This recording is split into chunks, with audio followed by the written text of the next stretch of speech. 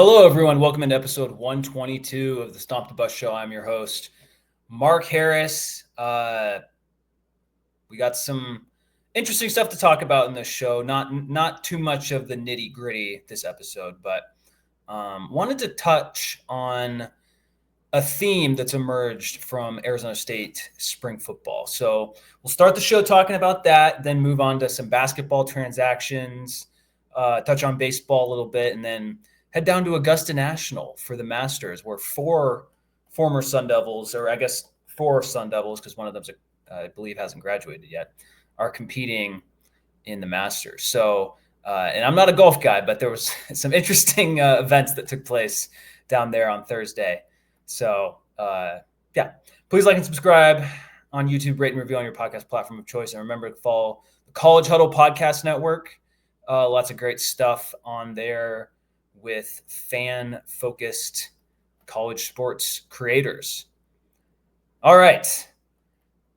Arizona State spring football practice has been headlined by the defense so far. That's been the main theme that's emerged from the reporters that are at practice. And I mean, on the surface, it makes sense, right? You return pretty much all of your main defensive players aside from Shamari Simmons. Obviously, you lose Caleb McCullough to graduation and then Jeff Clark, but neither of those guys were starters, although McCullough played a lot. But the point being, it kind of makes sense that they're playing well, but some of the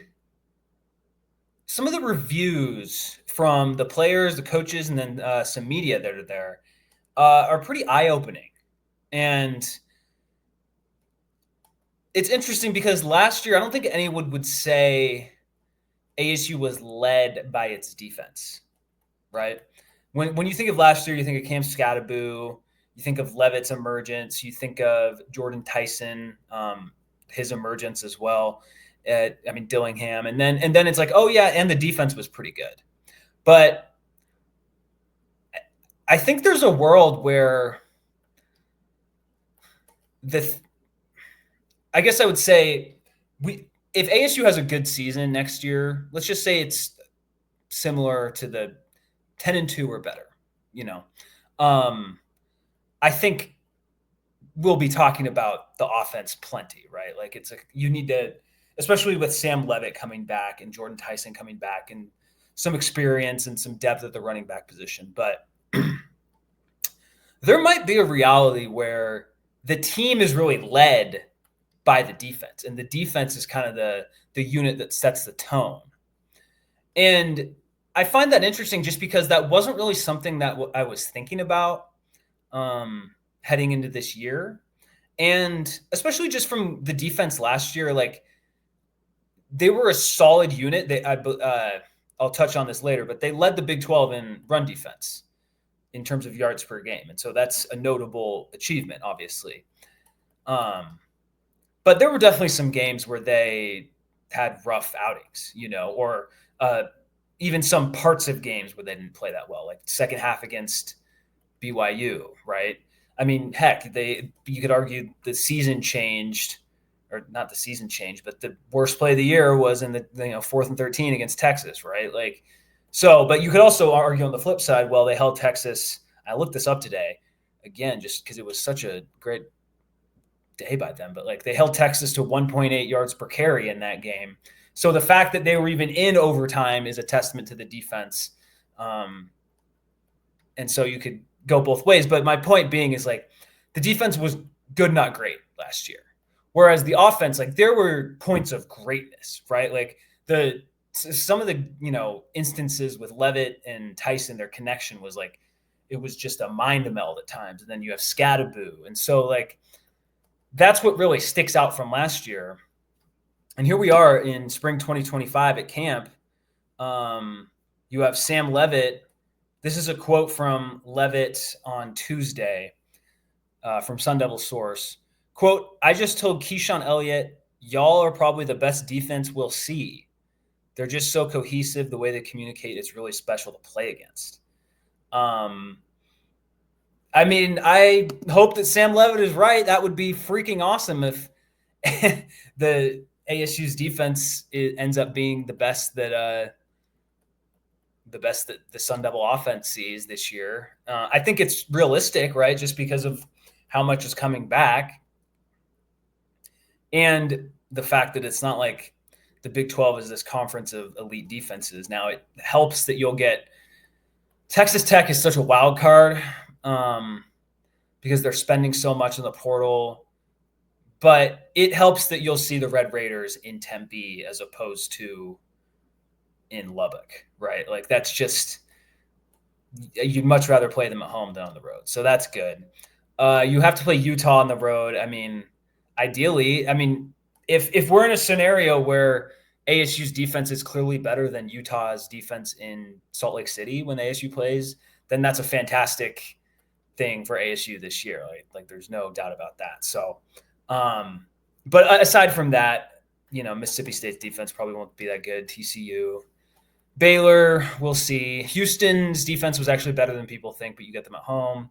And then the end of the schedule isn't quite as difficult. So that is encouraging, right? Especially just with everyone coming back. You have, a defensive line that's been together. There's two really good safeties, and then the linebacker unit that's good. So we know the guys on the defense, if you're listening to this podcast, obviously. And also on Tuesday, Dillingham is asked about which position group has impressed. This is his quote: defensive line. Our defensive line is super, super competitive right now. A lot of these guys are playing at the best level they've played since I've been here. Again, that's really good to see as well, especially because it's not like there are a ton of questions about ASU's offensive line. Remember, this is an offensive line that returns 4 or 5 starters. Now, granted, Ben Coleman is moving to center from guard, so it's not a one-to-one comparison or replacement, I guess, but still, you return 4 or 5 guys, and you bring, Sean Na'ah has been in with the program, Jalen Clem is back on the field, and then you bring in Jameto Obigbo from Texas State, who's just a big guy, and so the offensive line should not be the wide receiver room, for as encouraging as some of these guys have been, like Jalen Moss and Jaron Hamilton, it's much more of a question mark than the offensive line. And so when you have these, when you have Clayton Smith, Prince Dorbus, CJ Fight, Watley, Zach Swanson, Elijah O'Neal, all making plays against that unit on a regular basis, that's really good to see. And so it just makes me wonder, if ASU has a good season in 2025, are we going to look back and be like, man, that defense was the thing that made this team go from good to great, right? That's why ASU won. I'm not even going to put any numbers out there, but it's an encouraging thing to think about it, because that hasn't been what the casual fan, and I don't mean that disrespectfully, but if you're a casual ASU fan, you're thinking about we got Sam Levitt coming back, Jordan Tyson. You probably know about Kanye Udo. You're probably more focused on the sexiness, for lack of a better word, of the offense, right? That's what's getting the headlines. It's not Clayton Smith and Keyshawn Elliott on the cover of the NCAA football game. It's going to be Sam Levitt, right? And everyone, Jordan Tyson is projected to be a first-round pick and all this. It's very it's just an underrated storyline, but I think that it's such a great thing it's great for the offense to have to go up against those guys all the time. It will sharpen them. It will, help them against the other defenses they have to play. And obviously the Sun Devil defense will be more familiar with the schemes as opposed to the defenses that they'll play in actual games, right? There's no way for the defenses that they play not to be, or to be as familiar with their offensive schemes as the ASU defense. But it's kind of just comforting. And it's something that, for as, I don't want to say shaky's not the right word, but in the first half of the year, ASU's defense was not elite by any stretch, and they had some rough games. But it was a defense that never really let go of the rope. It never really let teams like fully pull away. And you kind of noticed that in the Texas Tech game, which that's a game where with how badly Leavitt played in that game, and with the hot start that Texas Tech did have, I believe they're up 14-0 really quickly. Like, that's a game where a lot of times teams pull away. And ASU's defense never let Texas Tech do that. They held them to a lot of field goals later in the game, and it ended up being a one-score game. And so you kind of felt that with the Cincinnati game too. It always, if ASU hits some field goals later in that game, like that, that could have been a different type of game too. So they were a good unit last year, and obviously they improved greatly down the stretch, right? I mean, Texas game is one thing. I mean, that's a much more talented team that they played on a regular basis, and yet they held up pretty well against Texas. I don't think the 39 points is indicative. It's really 24-24, give or take a field goal missed by Texas. But they held their own, and they showed out pretty well in that game, and they kept ASU in that game for a long time when the offense was sputtering. Iowa State, they really settled into that game, and once they got going, like, it was over. U of A, I mean, who even cares? Like, that team was so that U of A team was so done by the end of the year. So, like, good for ASU for holding them. And they got up to a great start against BYU and made the clinching play to win the game. Didn't finish it well. And you can kind of say the same thing about the K-State game. But my point, but like before that, right, like the Kansas game, not a great performance. The at Texas State, not a great performance by the defense. UCF game, not a great performance. Second half against Mississippi State, not that great. So there were definitely learning curves that year. And it will be interesting if those learning curves don't really exist as much. And so I saw this note from Chris Cartman on Twitter, or X, publisher of Sun Devil Source. And he basically compared, just saying this looks potentially like ASU's best defense in spring ball since at least 2013. Not surprised to hear Leavitt praise them. So 2013, of course, that was the last season prior to 2024 that ASU won 10 games in the regular season. Obviously, they won 10 total games in 2014, but they went 9-3. That was the last year they had gone 10-2 in the regular season. And that defense was pretty good, obviously, with Carl Bradford,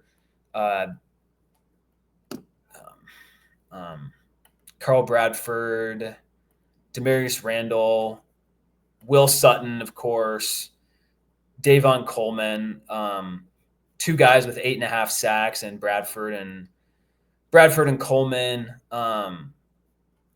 And that team, like, one area where ASU's defense did struggle, and let me pull this up for the podcast listeners. I'm pulling up the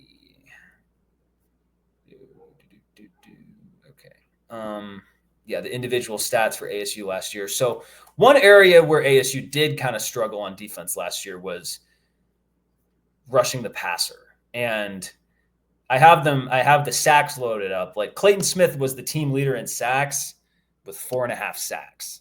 Elijah O'Neal had 4, Prince Dorba 3. He missed some of the year. And then you have Kangaika, and then a few guys with 2, 1. But in total, they had 24 sacks. That's less than 1 sack a game, remember, because they played 14 total games.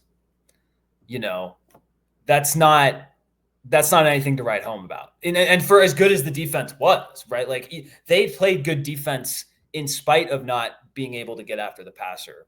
So one thing that the 2013 unit definitely had over them, that team, again, which also played 14 total games, That team had 40 sacks. That is quite a difference. Let's go to interceptions. Last year, 2023 ASU, Abney and Javen Robinson both had 3. McCullough, Alfred, and LaTerrence Welsh both had 2, each had 2, and then 4 guys had 1. So ASU last year had 16 interceptions. And I got the 2013 loaded up.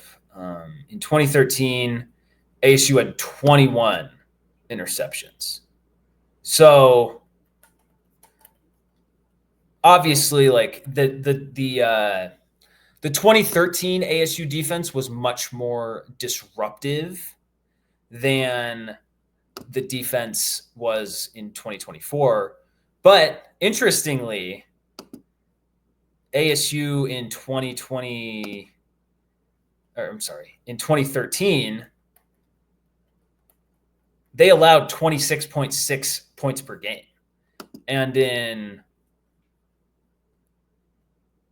here, I'm sharing the total points. This is in the Big 12. ASU was 3rd, allowing 22.6 points per game.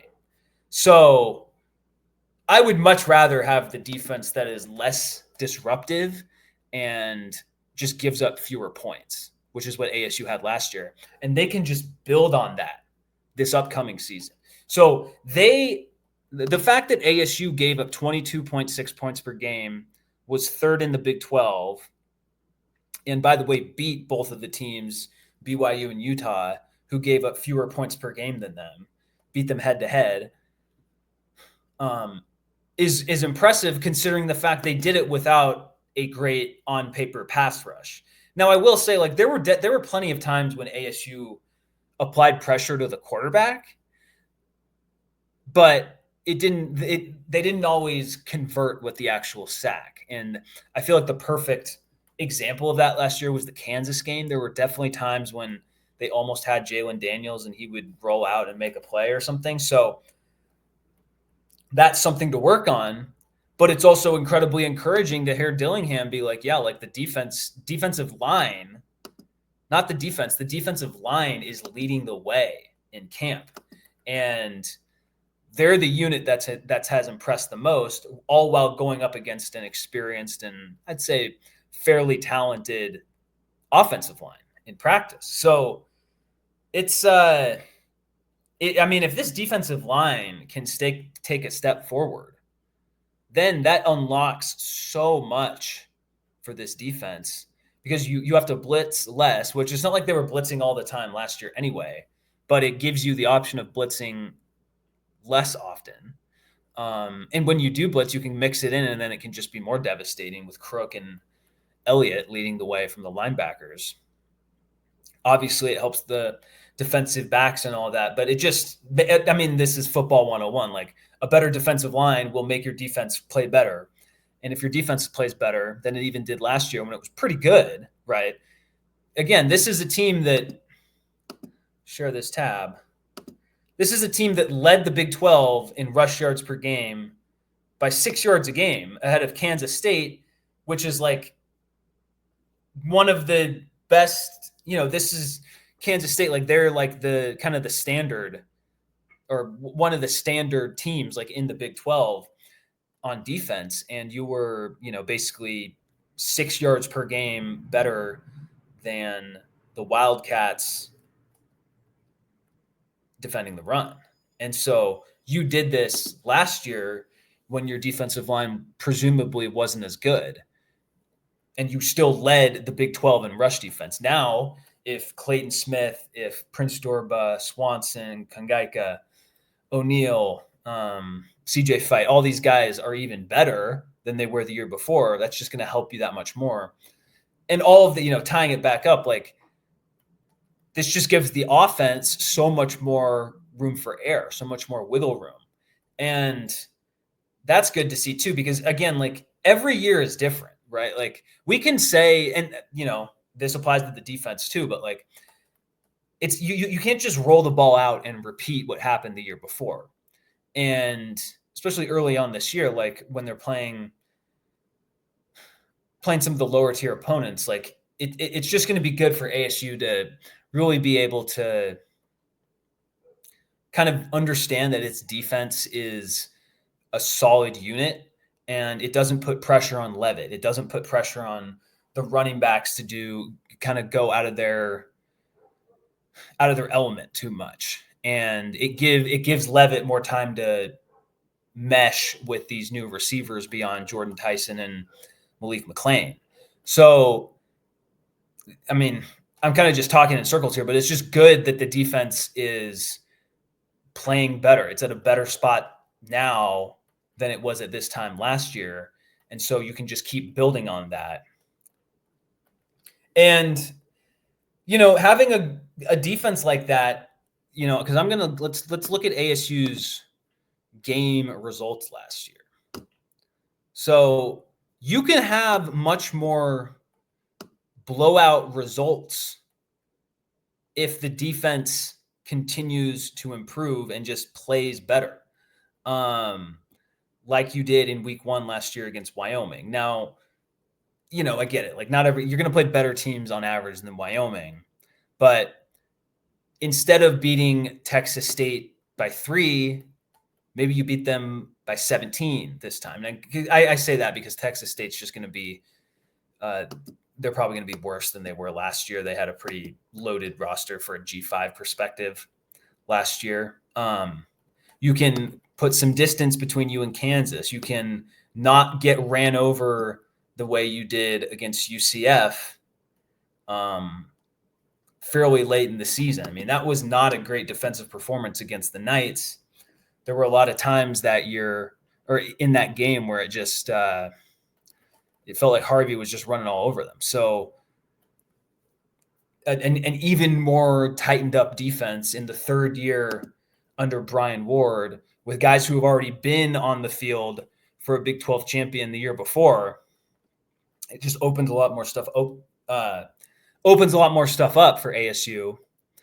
And another thing, like, beyond just it's fun to blow teams out, obviously, but it also just gets you more respect from the outside world of college football than it juices you up in the predictive metrics, right? One of the reasons ASU took a while to really rise up in the predictive metrics and kind of advanced stats of college football. And Bill Conley detailed this on the Cover 3 podcast, I believe like a month ago, is because ASU was playing a bunch of close games.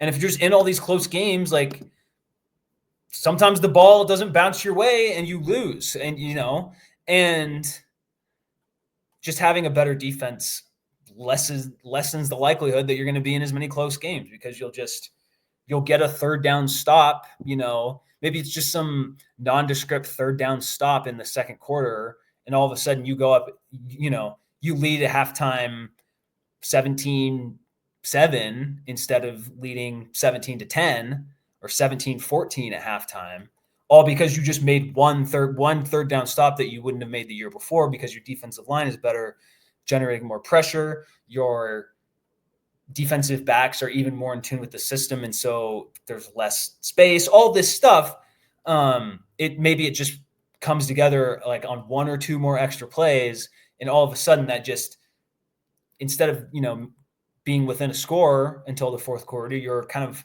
up by like 10 to 14 points entering the fourth quarter or whatever. So it's these little things, but they can change the entire course of a game.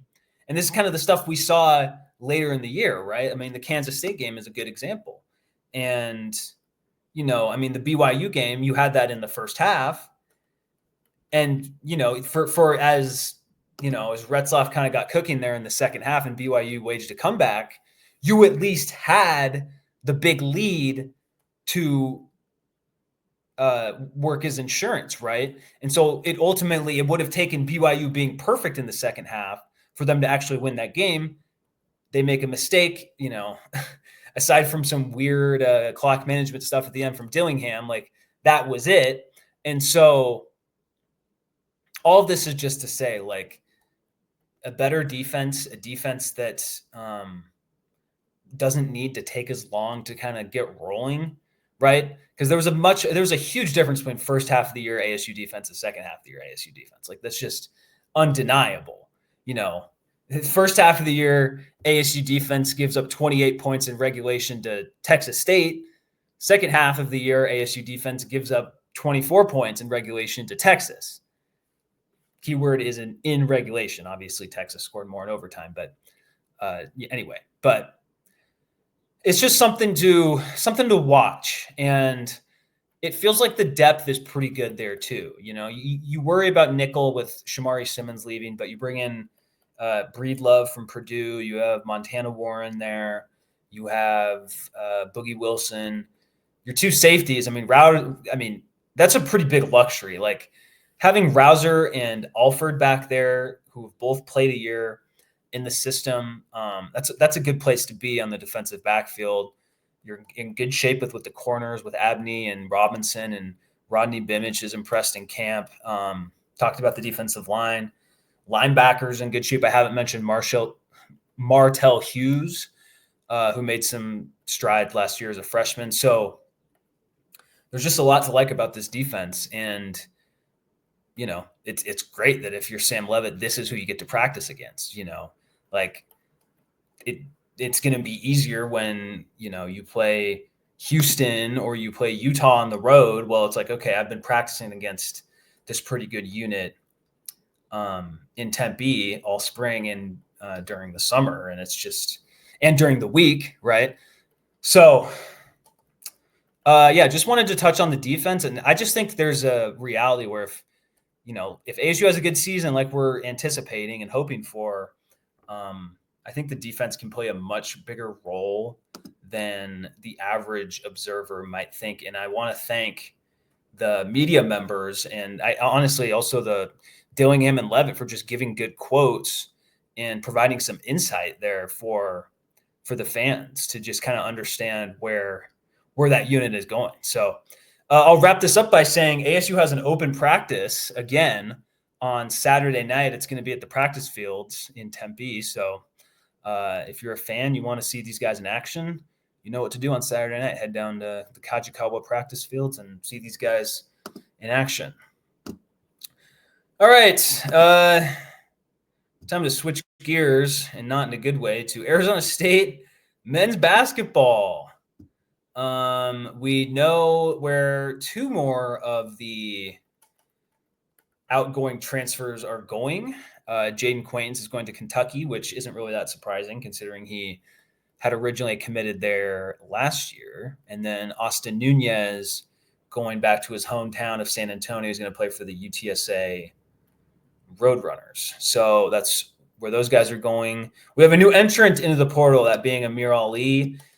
This is actually maybe the most surprising portal entrance. Not the most impactful because he averaged like 5.5 points per game, but he showed flashes here and there. And I believe he has a relative on ASU's staff. So that was kind of a surprising portal entrance. I would be more upset in a normal, normal circumstances, but with where ASU men's basketball is right now, it's kind of hard for me to get too worked up about it. We do have some confirmed news. Trevor Best will return. He is so far the only returner, which is crazy to say considering he was 17 for the season and is in some metrics part of the last year's recruiting class. But he will be on the team no matter what. They add another transfer addition in Andrew Mukeba. He's a 6'6" center from Oakland in the Horizon League. A decent portal pickup. I believe he averaged about 14 points per game. At this point, like you take anyone you can get to pair with Odom, Adams Jr., Best. And then ASU did do some pretty good work on the recruiting trail in basketball. They had 4-star center Marcus Jackson. He also played at Word of God Academy in North Carolina, which is where Quaintance and Trevor Best played. So they clearly have a good relationship with that school. Yeah. Marcus Jackson. he had offers from Auburn and Maryland, but I imagine I imagine Hurley was able to sell him on playing time. So that's a big pickup. And what I will say is, like, Hurley, he hasn't given up. He is not throwing in the towel. It doesn't look good. It's probably not going to end up well. And it seems, all of my big picture thoughts on this program and just the bad state of it, I stand by. But it is better to just, keep grinding till the end, and as opposed to just, throwing your hands up and, not try on the recruiting trail at all. I think, weirdly in this day and age, him being a lame duck coach doesn't matter as much because it's all a 1 year deal for every sport all the time. Which, there's a lot of ways to think about that, but it's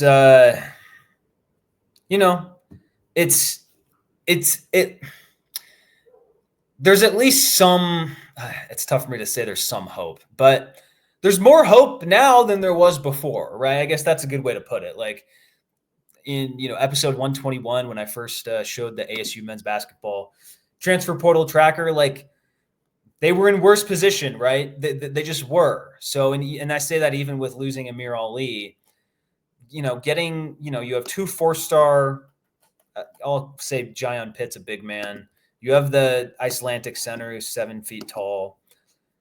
Your team just looks a little bit better than it did before. And that's all you can, at this point with ASU men's basketball, like that's all you can really ask for, right? Like with it's,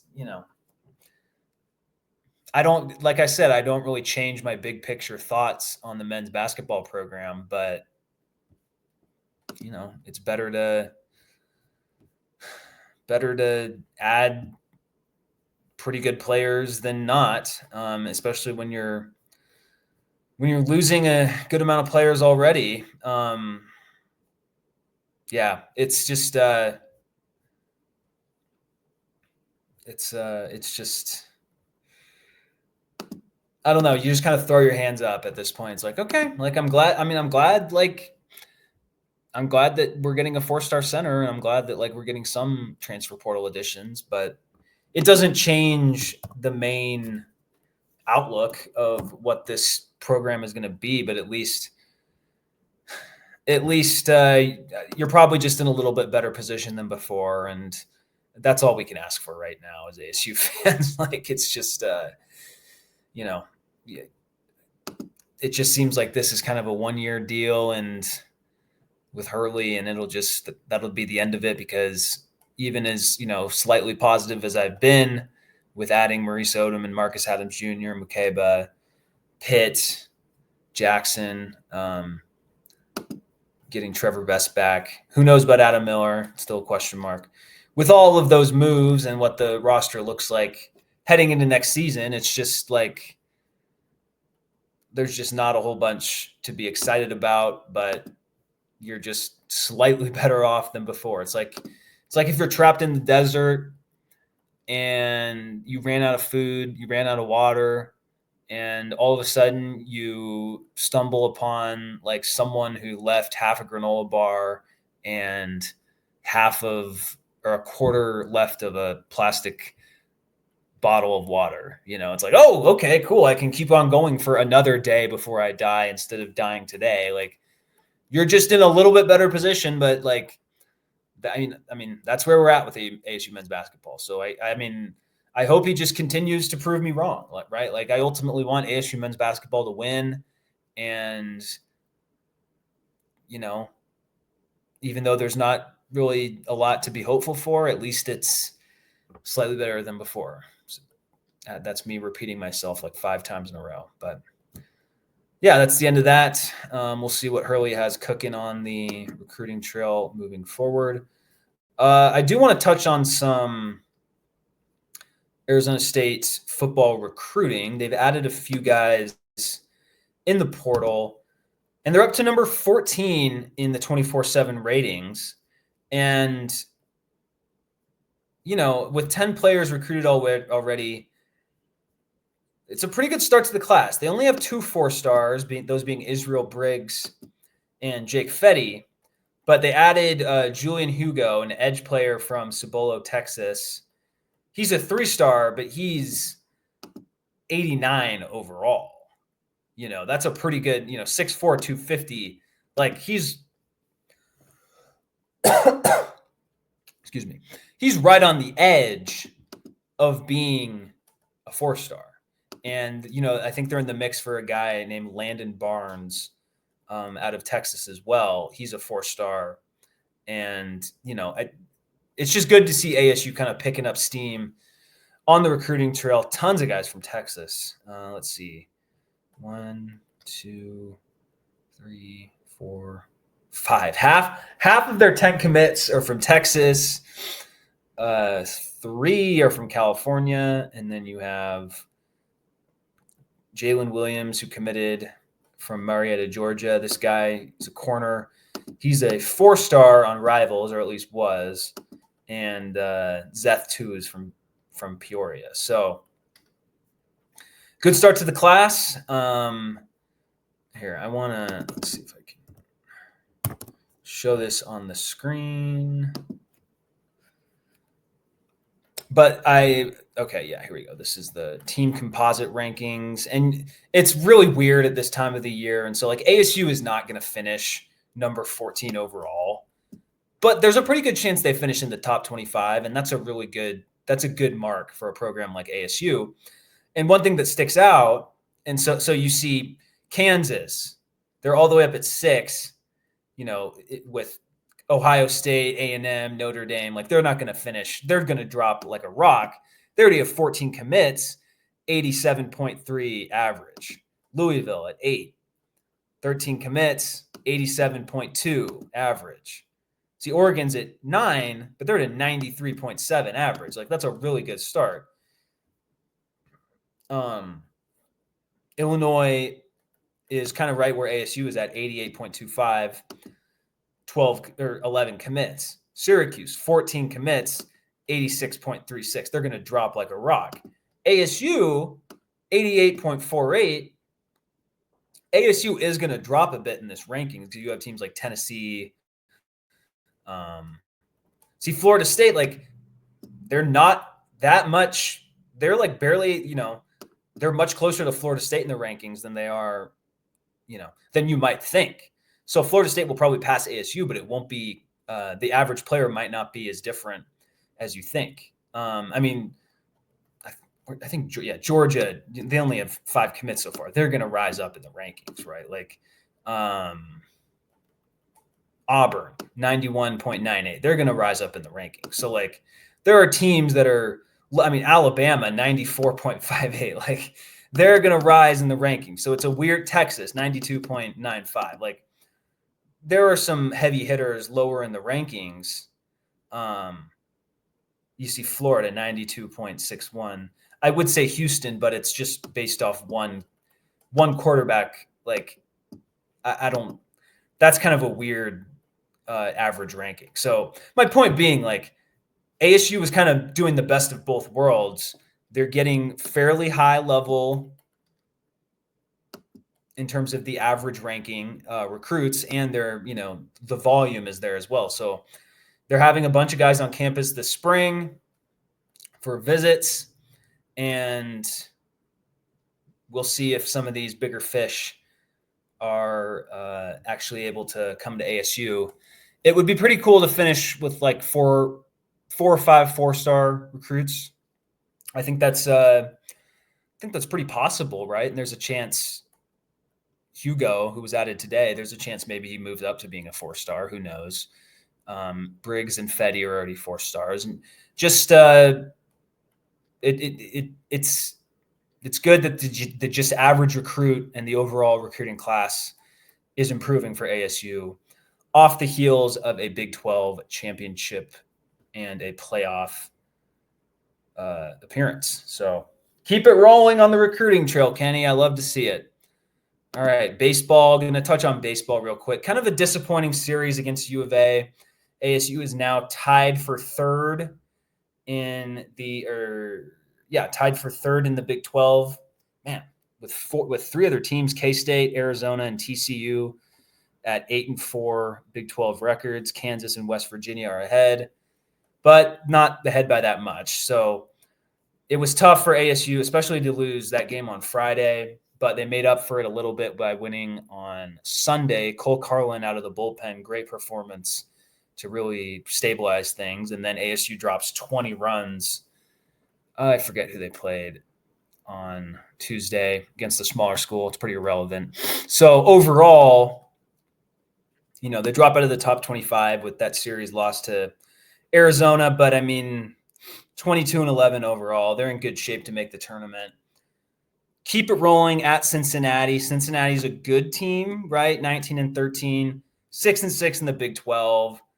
They're not great, and this is an opportunity for ASU to just keep it rolling. You can get to 10-5 most likely overall. They're not. This isn't like playing Utah on the road, so I wouldn't expect them to just go on the road and sweep them. That seems unlikely, but getting 2 out of 3 in Cincinnati, the weather probably shouldn't be too bad. That would be big. That would be big overall. You get to 24-12, and 10-5 in conference. That's a good place to be. So obviously tough to lose the season series to U of A 1-3, but you're still keeping pace overall in the season with ASU baseball. All right. I don't touch on golf that often, but ASU has 4 golfers in the Masters, one of whom is amateur. Can you stop, New York Post? Oh my gosh. One of them is amateur Jose Luis Ballester, who if you see the headline from the New York Post on my page, you'll know what I'm talking about. He made waves earlier in the day by wearing one of the upside down hats that says Sun Devils, but upside down. It's kind of a trend that you see around with young people. I personally don't love that trend, but whatever. I think the Sun Devils hat actually looks pretty good with the upside down logo, and it got him some attention. Which, hey, you know what? We're in the attention economy. Anytime ASU players can get some level of attention for things that aren't like horrible, that's good. And I specify aren't horrible because he he got some more attention later on. Ballester on the 13th hole had to relieve himself, realized there wasn't a bathroom, and he peed in Rays Creek on the 13th hole. Personally, I think it's hilarious. I am the opposite. I'm not a golfer really, and I think the whole purity of the game and golf and just kind of the overall stuffy culture is just one of the I just think it's so. There's a better word than dumb, but I just think I just roll my eyes at it, and especially for the Masters where not exactly the best historical record on things.